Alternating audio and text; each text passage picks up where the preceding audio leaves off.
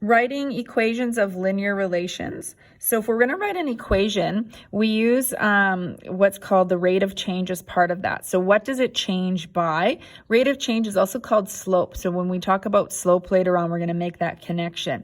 So the rate of change is the change in the dependent variable over the change in the independent variable. The dependent variable is along the y-axis. So we use this triangle symbol. It's called delta.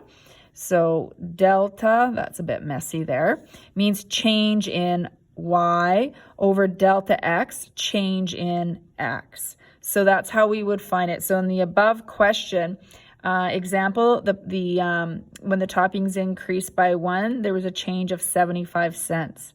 So to write this equation, we would let c equals the cost. And actually, we're choosing those variables.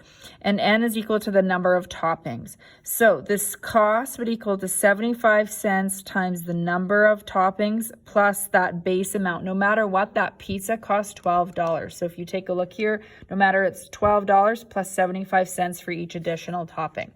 So what we can do is we can kind of treat this almost like a formula type situation. So every time you're writing a linear equation, it'll always be your dependent variable equal to the rate of change times the independent variable plus the fixed amount.